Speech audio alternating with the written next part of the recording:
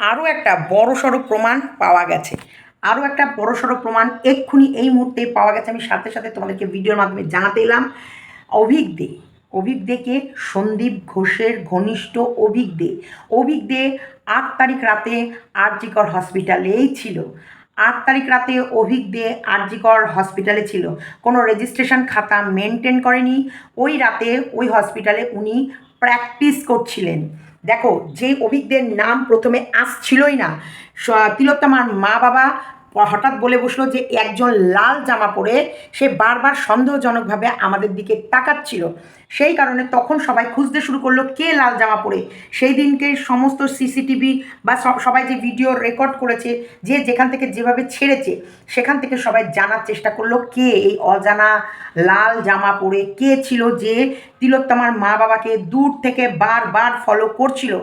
একটা মেয়েকে মৃত্যু রহস্য, একটা মেয়েকে প্ল্যান করে কিভাবে মারা হয়েছে এবং এই মৃত্যুটাকে রহস্যময় করার জন্য কিভাবে প্রত্যেকটা মানুষ তারা নির্দিষ্টভাবে প্রত্যেকটা এভিডেন্সকে নষ্ট করার জন্য যে দিক থেকে পারছিল সে সেই দিক থেকে কাজ করছিল। কোনো দিকে প্রশাসন, কোনো দিকে ডাক্তাররা, জুনিয়র ডাক্তাররা, সিনিয়র ডাক্তাররা, অন্য কলেজের ডাক্তাররা, সব খোঁজ শুধু একটার পর একটা সিবিআই খোঁজ করছে।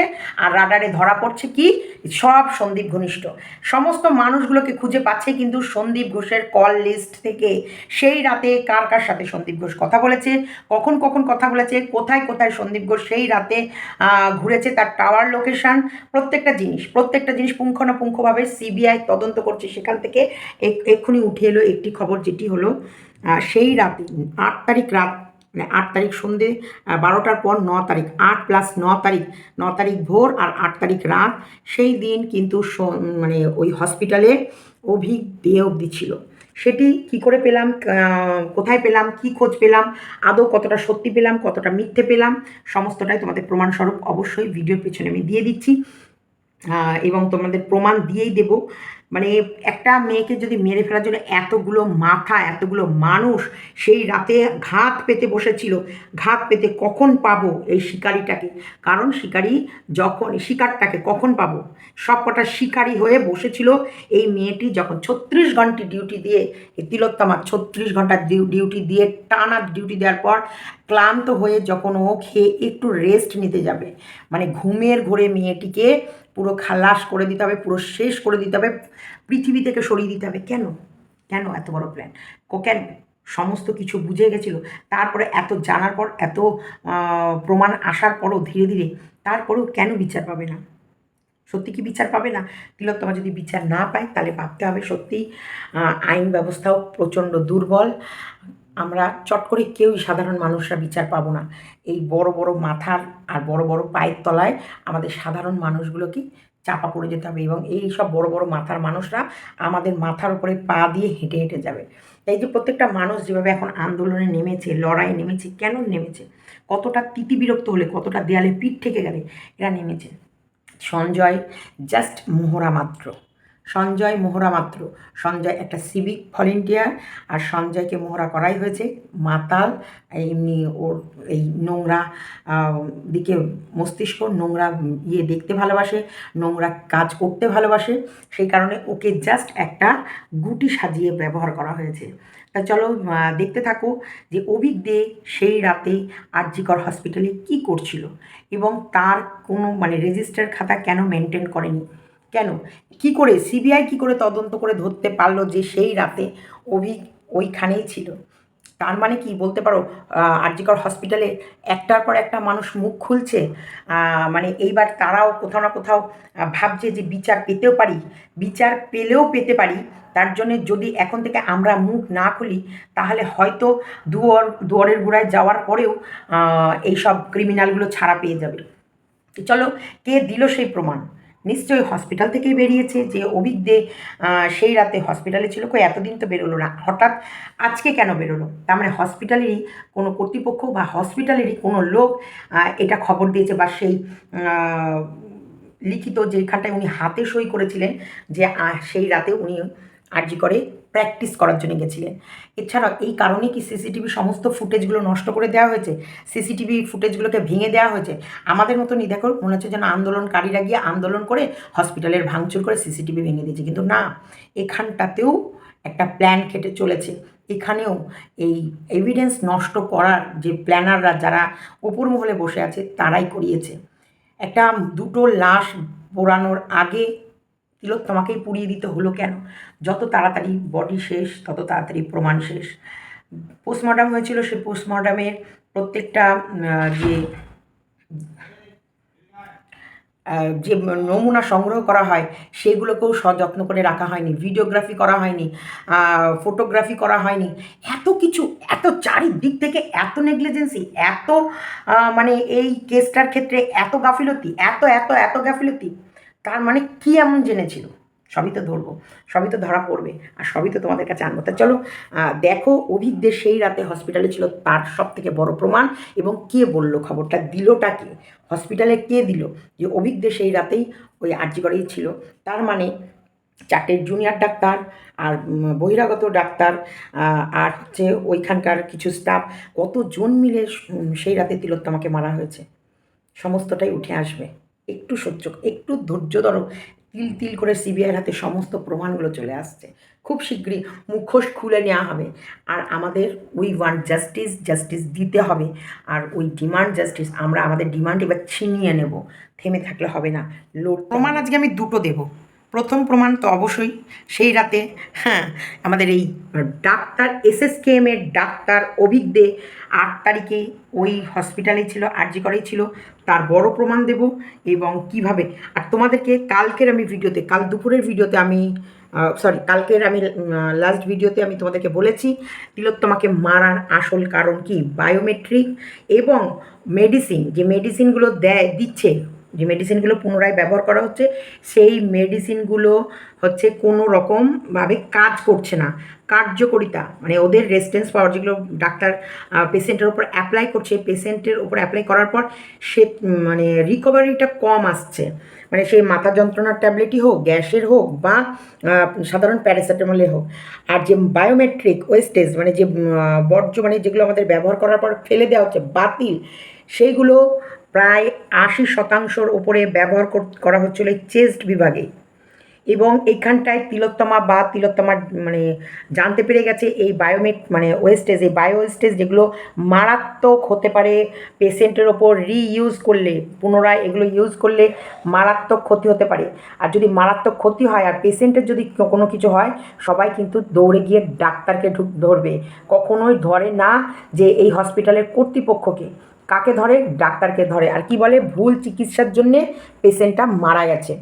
নিশ্চয়ই কোনো ভুল চিকিৎসা করেছে, নিশ্চয়ই কোনো ভুল মেডিসিন দিয়েছে, নিশ্চয়ই কোনো এমন কিছু করেছে, সেই কারণে পেশেন্টটা মারা গেছে। এই যে বায়ো ওয়েস্টেজ, তোমার হচ্ছে এটার জন্য কমপ্লেন করছিল স্বাস্থ্য ভবনে, কমপ্লেন করবে বলে রেডি হয়ে গেছিল। তার আগে যেহেতু প্রিন্সিপালকে জানানো প্রয়োজন, তাই প্রিন্সিপালকে জানিয়েছে। সেই সব কল রেকর্ড এখন সিবিআইয়ের হাতে লেগে গেছে। সেসব মানে সন্দীপ ঘোষের ফোন পুরো মানে বলে না ইয়ে করছে, ওরা পরীক্ষা করছে, সে পরীক্ষা করতে করতে অনেক অনেক কল রেকর্ড লেগে গেছে সেটা সিবিআইয়ের হাতে। সেখান থেকে এই একটা কথা উঠে এসেছে, শুনছি, শোনা কথা আমি তোমাদেরকে বলবো, এবং প্রমাণটাও আমি তোমাদের দিয়ে দেবো। সেখানটায় বলা হচ্ছে এই মেয়েটি বড্ড বেড়ে গেছে, বা মেয়েটি বড্ড জ্বালাচ্ছে।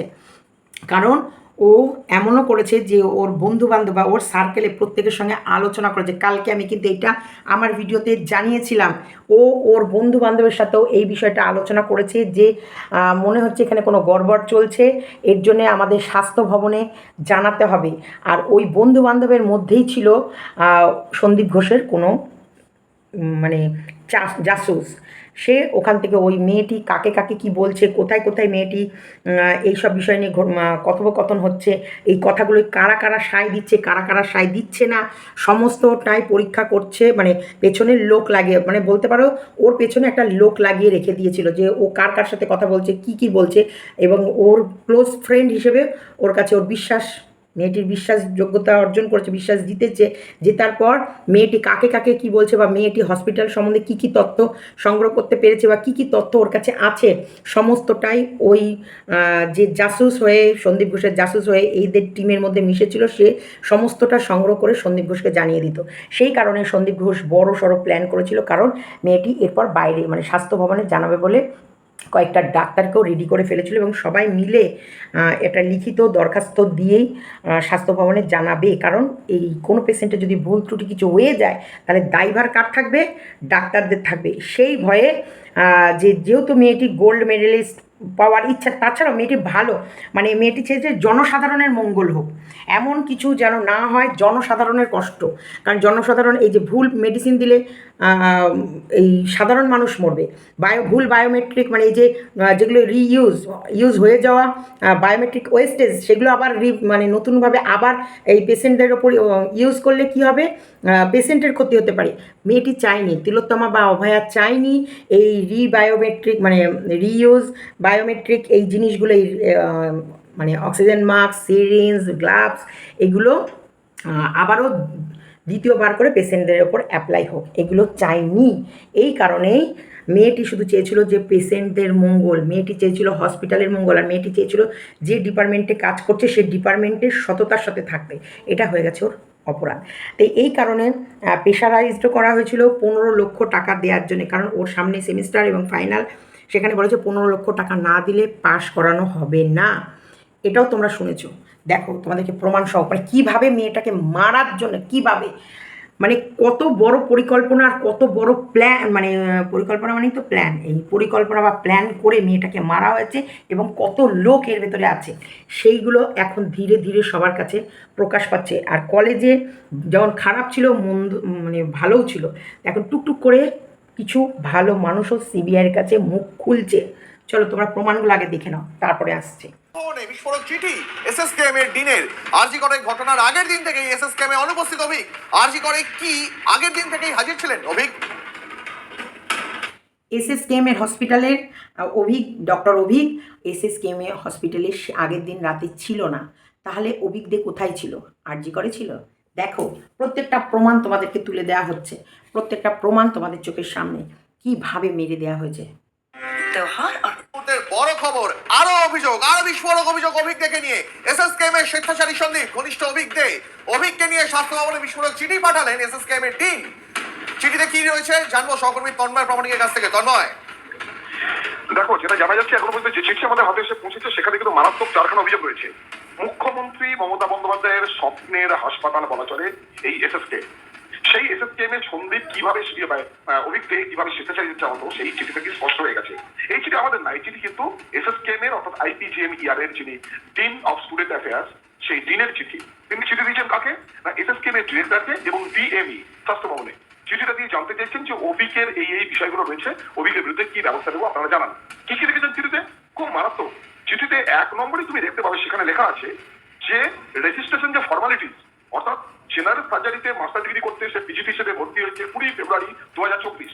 সেখানে যে নথি দিয়ে ভর্তি হতে হয় সেসব কোনো নথি এখনো পর্যন্ত অর্থাৎ সেপ্টেম্বরের আজকে তুমি দেখো 23 তারিখ হয়ে গেল, এখন পর্যন্ত ওই সেই কোনো নথি জমা দেয়নি। 1, 2 কি না সিনপসিস, অর্থাৎ একজন স্টুডেন্ট যে পড়াশোনা করছে এরকম একটা গুরুত্বপূর্ণ master degree, master of surgery, যে সার্জন হিসেবে ডাক্তারি করতে, সে প্রতিটা সেমিস্টার বা যে পড়াশোনা হচ্ছে এখানে যে ধরনের থিসিস এবং সিনপসিস জমা দিতে হয় সেই ধরনের পড়াশোনার কোনো কাজের কোনো নথি জমা দেয়নি। এটা 2 নম্বর। 3 নম্বর হচ্ছে ন্যাশনাল মেডিকেল কাউন্সিলের নিয়ম হচ্ছে যখন আমি পিজিডি করতে যাচ্ছি, মাস্টার ডিগ্রি করতে যাচ্ছি, তখন আমার বায়োমেট্রিক যে অ্যাটেন্ডেন্স সিস্টেম থাকবে, অর্থাৎ আমি কতক্ষণ ডিপার্টমেন্টে আছি, কতক্ষণ প্র্যাকটিক্যাল করছি, কখন বেরোচ্ছি, কখন ঢুকছি, যাবতীয় বায়োমেট্রিক অ্যাটেন্ডেন্স থাকবে। তার জন্য যে আধার সম্বলিত তথ্য জমা দিতে হয় তার কোনো তথ্য দেয়নি এসএসকেএম কর্তৃপক্ষকে, আইপিজিএমইআরকে। 4 নম্বর যে পয়েন্টটা সেটা আরো মারাত্মক।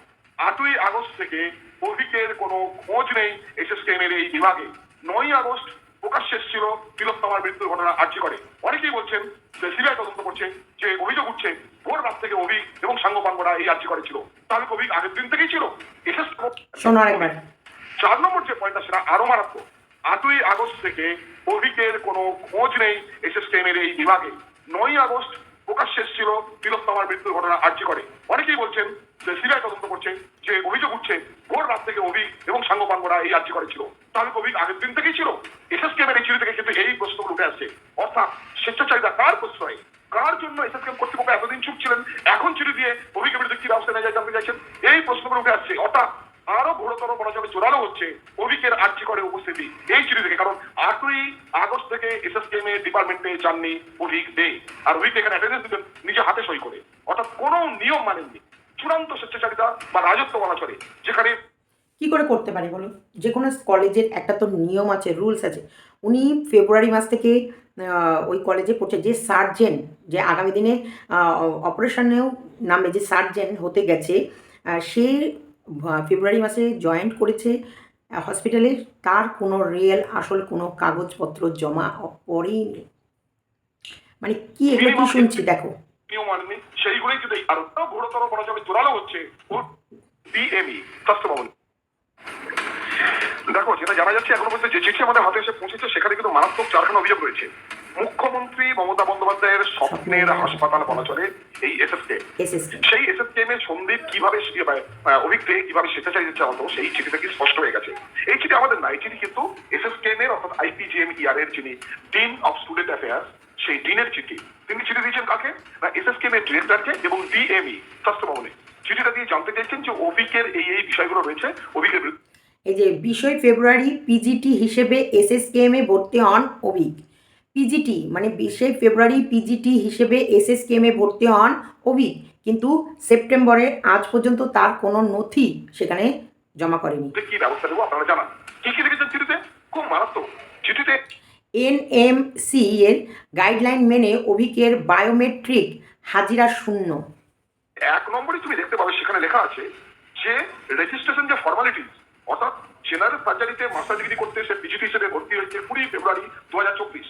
সেখানে যে নথি দিয়ে ভর্তি হতে হয় সেসব কোনো নথি এখনো পর্যন্ত, অর্থাৎ সেপ্টেম্বরের আজকে তুমি দেখো 23 তারিখ হয়ে গেল, এখন পর্যন্ত সেই কোনো নথি জমা দেয়নি। 1, 2 কি না সিনপসিস, অর্থাৎ একজন স্টুডেন্ট যে পড়াশোনা করছে এরকম একটা গুরুত্বপূর্ণ master degree, master of surgery, যে সার্জারি হিসেবে মাস্টার অফ সার্জারি 8ই সেপ্টেম্বর পর্যন্ত জমা দেননি থিসিসের সিনোপলিসিস, মানে একজন যে থিসিসের সার্জেন ভালো করে সেই কোনো নথি জমা দেয়নি। 1, 2 কি না সিনপসিস, অর্থাৎ একজন স্টুডেন্ট যে পড়াশোনা করছে এরকম একটা গুরুত্বপূর্ণ master degree, master of surgery, যে সার্জারি হিসেবে মাস্টার অফ সার্জারি, যে সার্জেন মানে মানে অপারেশন করা, মানে সার্জারি হিসেবে সার্জেন হিসেবে সে মাস্টার করতে গেছে, সে এত বড় একটা গুরুত্বপূর্ণ ইয়ে করতে গেছে, তার কোনো নথি আজ পর্যন্ত জমা দেয়নি। ডাক্তারি করতে সে প্রতিটা সেমিস্টার বা যে পড়াশোনা হচ্ছে এখানে যে ধরনের থিসিস এবং সিনপসিস জমা দিতে হয় সেই ধরনের পড়াশোনার কোনো কাজের কোনো নথি জমা দেয়নি।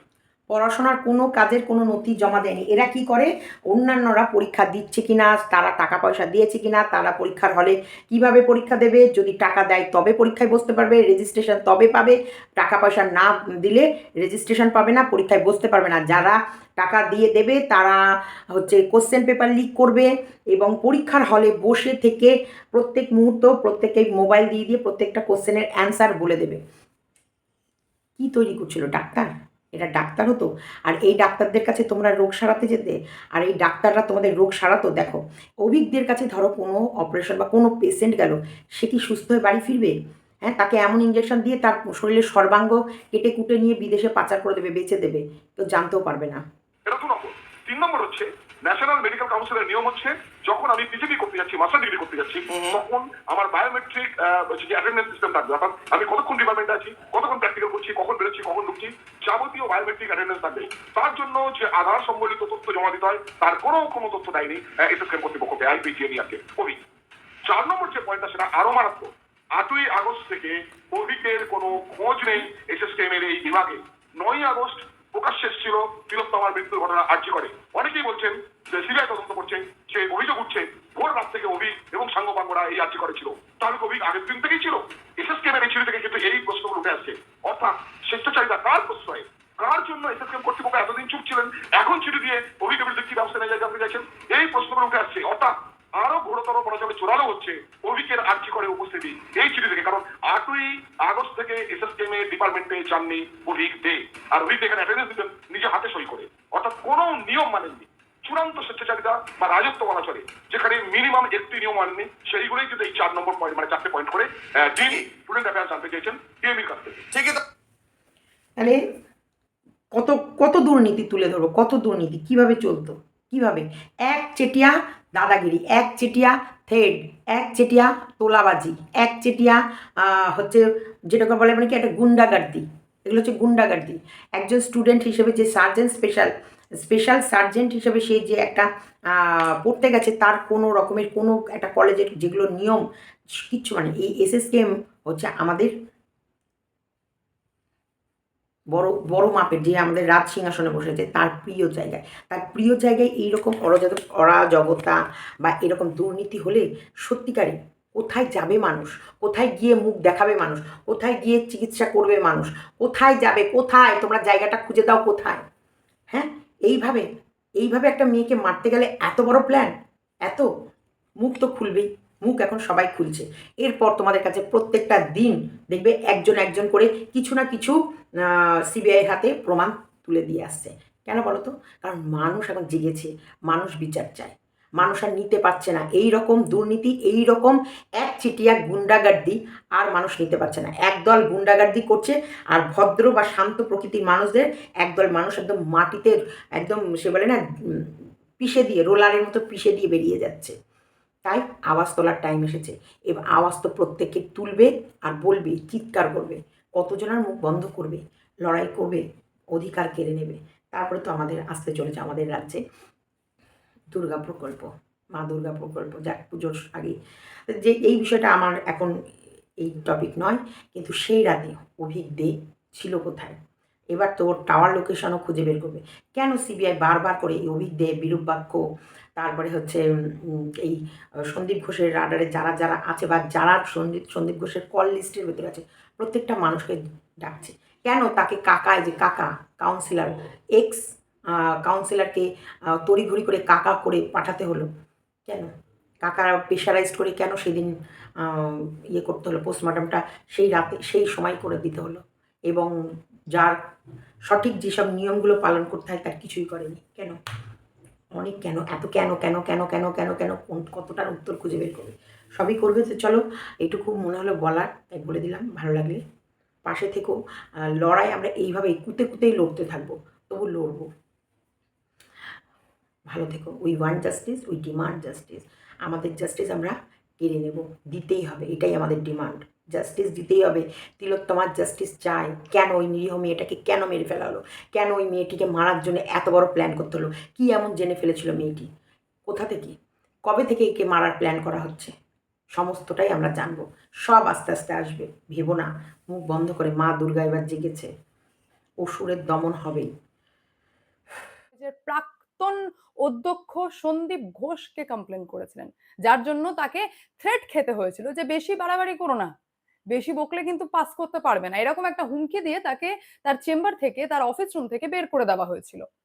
শুধুমাত্র সেখানেই তিনি থেমে যাননি। সেই মৃত চিকিৎসক যখন জানতে পেরেছিলেন যে এরকম একটা নিম্নমানের ওষুধ ইউজ করা হচ্ছে মেডিকেল কলেজে, আরজিকর মেডিকেল কলেজে, তখন তিনি ধীরে ধীরে রোগী চিকিৎসক করতে গিয়ে এবং নিজের ডিউটি করতে গিয়ে জানতে পারেন যে শুধুমাত্র নিম্নমানের ওষুধ নয়, ইউজ করা জিনিসপত্র, যেমন সেটা সেলাইনের বোতল থেকে শুরু করে ইউজ করা সিরিঞ্জ পর্যন্ত রিইউজ করা হচ্ছে। অর্থাৎ একবার ব্যবহার করার পর সেটাকে ডেস্ট্রয় করা হচ্ছে না, সেটাকে আবার পুনরায় ব্যবহার করা হচ্ছে। এবং এই রিলেটেড বেশ কিছু অডিও ক্লিপ সন্দীপ ঘোষের মোবাইল থেকে পেয়েছে সিবিআই, যেটার মাধ্যমে বেশ কিছু কথোপকথন সামনে এসেছে সন্দীপ ঘোষের সাথে তার র্যাকেট অথবা র্যাডারের লোকজনের। যার সামনে এসেছে সেটা হচ্ছে মেয়েটি বড্ড বাড়াবাড়ি করছে। এখন সিবিআই এই তদন্তের মধ্যে ঢুকতে গিয়ে জানতে পারেন যে ডিউটিরত অবস্থায়, মানে কর্মরত অবস্থায়, যখন মৃত চিকিৎসক অর্থে পারেন যে এই সমস্ত সিরিঞ্জ আর এই সেলাইনের বোতলগুলোকে রিইউজ করা হচ্ছে, তখন তিনি বিষয়টার এন্ডে যাওয়ার চেষ্টা করেন। তিনি এটাও জানতে পারেন যে ওরে বাপরে, যে নতুন নতুন সেলাইনের বোতল আর সিরিঞ্জ কেনার যে সমস্ত টাকা পয়সা আসছে, যে সমস্ত টাকা স্যাংশন হচ্ছে, সেই সমস্ত টাকা অধ্যক্ষ নিজের পকেটে রাখছে এবং এই বায়োমেডিক্যাল ওয়েস্টের একটা বড়সড় র‍্যাকেট চালানো হচ্ছে, যেটার অর্ধেকের বেশি জিনিসপত্র নিজেরই হসপিটালে ইউজ করা হচ্ছে পুনরায় এবং বেশ কিছু বাংলাদেশে পাচার পর্যন্ত করে দেওয়া হচ্ছে। যখন ডিউটিরত অবস্থায় তিনি এত কিছু জানতে পারলেন, তখন আরো ডেপথে যাবার চেষ্টা করলেন যে আদৌ এরকম ঘটছে কিনা। তখন তিনি মারাত্মক বিষয় দেখলেন যে রোগীদের ওপরই ইউজ করা হচ্ছে, যে ট্রিটমেন্ট, যে রোগীদেরকে তিনি চিকিৎসা করছেন তাদের ওপরই সেই সমস্ত রিইউজড সিরিঞ্জ আর সেলাইনের বোতল ইউজ করা হচ্ছে। তিনি তারপর চেষ্টা করলেন যে বর্জ্য পদার্থ দেখার। মনে করে দেখুন, আমি একটা রিপোর্ট করেছিলাম আপনাদের, সিবিআই এর হাতে লেগেছিল ২০২২ সালের রিপোর্ট, যে রিপোর্ট বলেছিল যে এনআরএস থেকে যেখানে বায়োমেডিক্যাল ওয়েস্ট পাওয়া গেছে 1.5 লাখ কেজি, সেখানে আরজিকর মেডিকেল কলেজ থেকে পাওয়া গেছিল মাত্র ৫০,০০০ কেজি। 1.5 লাখ কেজি পাওয়া গেছিল এনআরএস থেকে, সেখানে আরজিকর মেডিকেল কলেজে পাওয়া গেছে মাত্র ৫০,০০০ কেজি। আর যে বিষয় এই অভয়া, হ্যাঁ, তো আমি যেটা বলছিলাম যে ঠিক যখন তিনি এই বায়োমেডিক্যাল ওয়েস্টের ব্যাপারে যখন জানতে পারলেন অভয়া, তখন দেখতে পাচ্ছেন যে ওরে বাপরে, এ তো 1/3 বায়োমেডিক্যাল ওয়েস্ট আমাদের হসপিটাল থেকে বেরোচ্ছে, যেটা ভয়ঙ্কর এবং মারাত্মক। আর রিইউজড জিনিসপত্র যদি বারবার ব্যবহার করা হয়, তা মারাত্মক পরিণতি হতে পারে রোগীদের, অর্থাৎ সেই সমস্ত মানুষদের মারাত্মক পরিণতি হতে পারে। যেটা জানার পর তিনি তার কলিগ এবং তার বিভাগের বেশ কিছু সিনিয়র ডাক্তারদেরকে জানিয়েছিলেন যে এখানে মারাত্মক র‍্যাকেট চলছে, যে র‍্যাকেটের ব্যাপারে আমি বলেছিলাম, নিম্নমানের ওষুধের ব্যাপারে আমি অধ্যক্ষকে জানিয়েছি, আমি আমাদের কলেজের প্রিন্সিপালকে জানিয়েছি, কিন্তু তিনি তো বলেছেন কোনো স্টেপ নেওয়া হবে না। কিন্তু এ তো মারাত্মক যে ইউজ করা জিনিসপত্র আবার পুনরায় ব্যবহার করা হচ্ছে, এবং এটা কিন্তু খুব একটা হালকায় নেওয়ার নয়। যদি রোগী মারা যায় তো তাহলে কিন্তু ডাক্তারদেরই দোষ হবে। এরকম বিভিন্ন রকম কথাবার্তা অভয়া নিজের কলিগ এবং সিনিয়র ডাক্তারদের সঙ্গে শেয়ার করতে লেগেছিলেন, যেটা এক এক করে কানাকানি হতে হতে হতে হতে ঠিক অধ্যক্ষের কানে পৌঁছে যায়। কারণ কলেজের মধ্যে বেশ কিছু চিনে চুটো ছাত্রদেরকে পুষে রেখেছিলেন তিনি নিজের ক্যাডারের ছেলে হিসেবে, এবং তারাই ঠিক প্রিন্সিপালকে খবর দিয়ে দেন, অর্থাৎ প্রাক্তন প্রিন্সিপাল সন্দীপ ঘোষকে খবর দেন যে এরকম এরকম কিন্তু মৃত চিকিৎসক, তিনি কিন্তু যথেষ্টভাবে গোটা কলেজে রটাতে লেগেছেন যে কি কি র‍্যাকেট চলছে তলায় তলায় এবং কি কি কাণ্ড চলছে এই আরজিকর মেডিকেল কলেজে, যেখানে মেডিকেল ইকুইপমেন্ট নিয়েও জানতে পেরেছিলেন যে মারাত্মক কারচুপি হয়েছে, যে নতুন নতুন যে সমস্ত মেশিনপত্র আমাদের কলেজে আসার কথা সেগুলো কোথাও যেন আসছে না, এবং সেকেন্ড হ্যান্ড মেশিনপত্র আমাদের কলেজে ঢুকতে লেগেছে।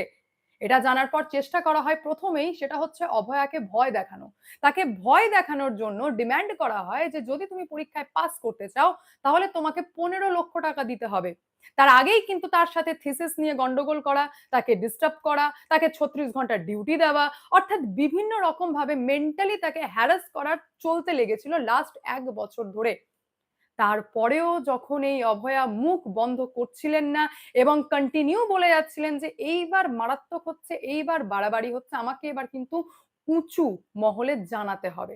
যখন ১৫ লক্ষ টাকা ডিমান্ড করা হয়, আর এই বিষয়টা তখন আরজিকর মেডিকেল কলেজের অভয়ার কাছে, মানে যিনি চিকিৎসক, মৃত চিকিৎসক, তার কাছে যখন চলে আসে যে এ তো এবার টাকা পয়সার দিকে আমাকে ফোর্স করা হচ্ছে, যে আমাকে এবার নাকি পাসই করতে দেওয়া হবে না, তখন তিনি বলেছিলেন তারই কলিগদেরকে যে আমি কিন্তু ভাই স্বাস্থ্য ভবনে পর্যন্ত এবার কমপ্লেন করব, কারণ করতে আমি বাধ্য হব, আমি ১৫ লক্ষ টাকা দিয়ে পাস করব না, এগুলো বেশি বাড়াবাড়ি হচ্ছে।